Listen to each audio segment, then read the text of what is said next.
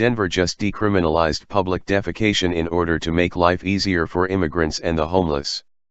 After decriminalizing defecating on sidewalks, the Chamber of Commerce will probably rename Denver as the Mile High Pile City. No Board of Health. That's how diseases spread. Now every time I think of Denver I will see visions of poop and other body fluids on the sidewalk. People are required to dispose of dog poop and Denver is letting humans defecate anywhere they please. What's disturbing as well is that they also decriminalized camping out on private land. So now you can go out to get your morning paper, but it's not there, because the person camping on your front lawn is reading it while defecating on the sidewalk in front of your house. I always end with it, but I'm saying it now, insanity. Denver City Council had an unanimous vote Monday night to decriminalize the offense of people committing certain low-level crimes like lying in a public right-of-way, urinating in public and panhandling. City leaders and immigrant rights advocates argued the changes will protect Denver's immigrant community from facing unintended consequences.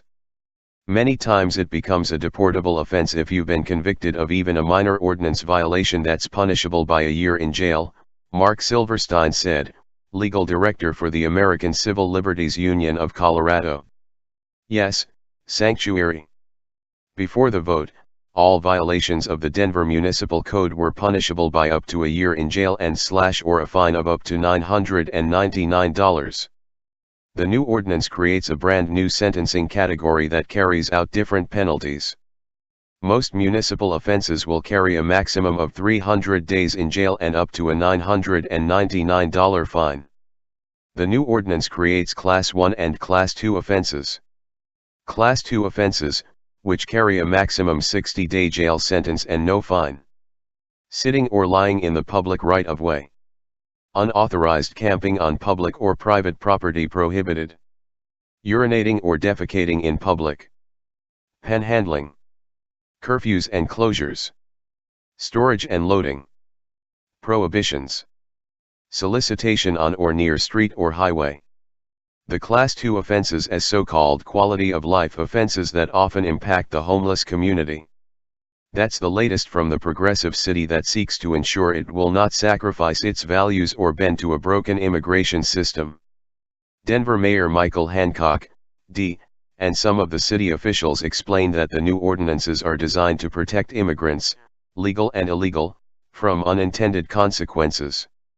These consequences were fines and longer jail terms, as has been customary in most places for violating the behavioral norms of civilized American society.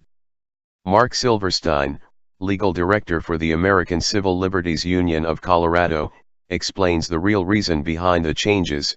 Many times it becomes a deportable offense if you've been convicted of even a minor ordinance violation that's punishable by a year in jail. Denver is considering declaring itself a sanctuary city in defiance of President Trump's policies on illegal immigrants. But by redefining lawbreaking and its possible penalties, these new Denver laws accomplish much of the same without risking loss of federal funds.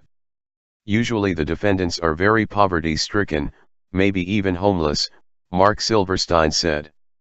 When Colorado decriminalized marijuana, that was one thing. Whether or not I agree with that decision, I understand the reasoning behind it. But last night, City Council voted to approve major sentencing reform and joined my administration in sending a clear message that we will not sacrifice our values or bend to a broken immigration system. Denver Mayor Michael Hancock. I am sorry, but even a poverty-stricken person is free to use a public restroom. In fact, many private businesses will even allow it. How many times have you gone to a Starbucks and seen a homeless person occupy one of the sofas? I can count at least 10 times that I've witnessed it, right off the top of my head. If a person does not have the cognition to use a public facility, then he or she is likely under the influence of drugs or alcohol, or is mentally ill, and therefore should not be on the streets to begin with. Denver used to be a great clean city. Now that the liberals have a stranglehold on it, and it will literally go into the crapper. Pun intended. Yes, again, insanity.